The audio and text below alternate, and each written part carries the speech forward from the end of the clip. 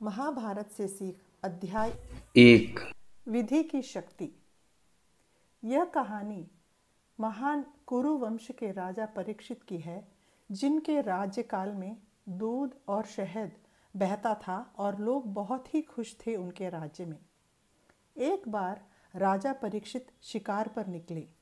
वे बहुत देर से एक हिरण का पीछा कर रहे थे और उसका शिकार करने का प्रयास कर रहे थे और वह हिरण उनकी नज़र से बच निकल रही थी।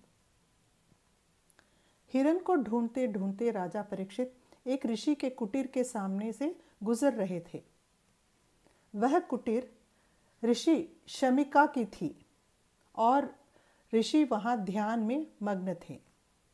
राजा ने उस महर्षि शमिका से पूछा कि क्या वह हिरण इस तरफ से गुजरी है। महर्षि तीव्र तपस्या में लीन होने के कारण उन्होंने परीक्षित राजा के प्रश्न का उत्तर नहीं दिया।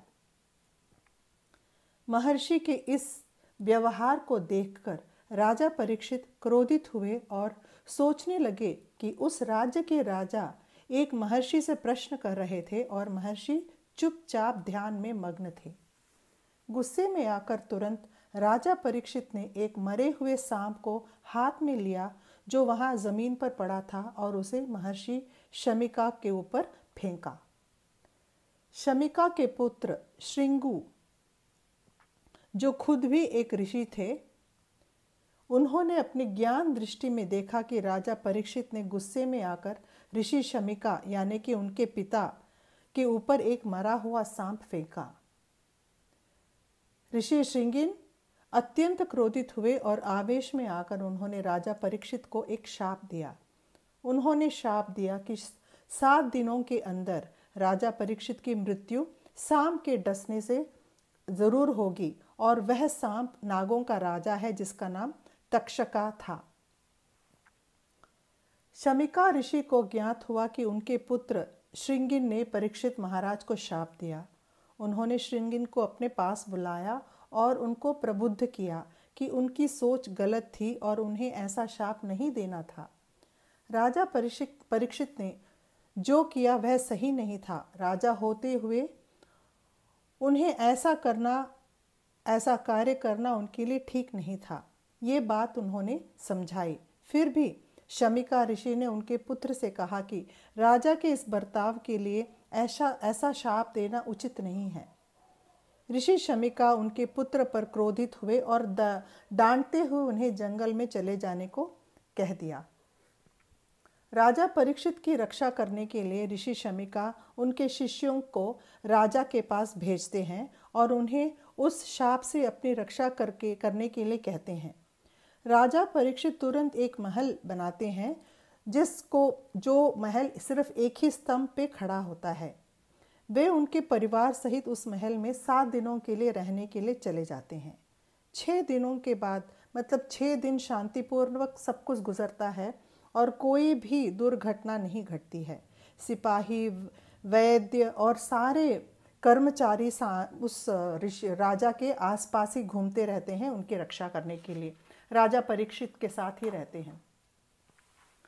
7वें दिन तक्षका, जो नाग का राजा है, राजा परीक्षित को मारने के लिए निकलता है। उसी समय ऋषि कश्यप राजा परीक्षित की जान बचाने के लिए उस महल की तरफ जा रहे होते हैं। ये जानते ही तक्षका महर्षि कश्यप से मिलते हैं और कहते हैं कि राजा परीक्षित की नसीब और भाग्य खत्म हो गई। वे मरने ही वाले हैं, वे मरेंगे। अगर आप राजा से मिलकर उन्हें बचाएंगे तो राजा खुश होकर आपको सोना, धन, संपत्ति, दौलत देंगे। वह धन, संपत्ति, सोना मैं आपको देता हूं। आप उसे ग्रहण कीजिए और यहां से चले जाइए। कश्यप सप्त ऋषियों में से एक हैं और उन्होंने क्या किया, इस धन दौलत के मोह माया में आकर उनकी बुद्धि भ्रष्ट हो गई। उन्होंने तय किया कि वे उस तक्षक से वो धन, वो सम्मान, वो दान वगैरह ले लेंगे। वेदव्यास जी कहते हैं कि जब धार्मिक सत्पुरुष, ऋषि, योगी, संत अपने ध्येय से भटकते हैं तब अधर्म का जन्म होता है। रामायण और महाभारत की कथाएं काल्पनिक नहीं हैं, वे सच में इस पृथ्वी पर घटित हुए। ये घटनाएं अलग अलग समय पर घटित हुई हैं। वेदव्यास जी ने सच्चाई को प्रदर्शित किया, सभी लोगों के सच्चे स्वभाव और गुणों को प्रदर्शित किया। अवगुणों को भी सबके सामने उन्होंने रख दिया, सभी लोगों के चरित्र पर प्रकाश डाला। साधारणतः कथा सुनाने वाले उनकी कथाओं के पात्रों को, उनके सही चरित्र को नहीं बताते हैं, उनकी अच्छी बातें ही बताते हैं, उनके सद्गुण ही बाहर निकालते हैं, उनके अवगुण के बारे में चर्चा नहीं करते। और सबके साथ उन चरित्र के, उन पात्रों के चरित्र के सच्ची जो अच्छी बातें होती है उसी को साझा करते हैं। लेकिन वेदव्यास जी ने ऐसा कुछ नहीं किया, उन्होंने कुछ भी नहीं छुपाया। वे एक दर्पण बने रहे और सभी पात्रों के चरित्र को उन्होंने सबके सामने प्रकाश में लाके दिखा दिया। आखिर में 7वां दिन भी आ गया।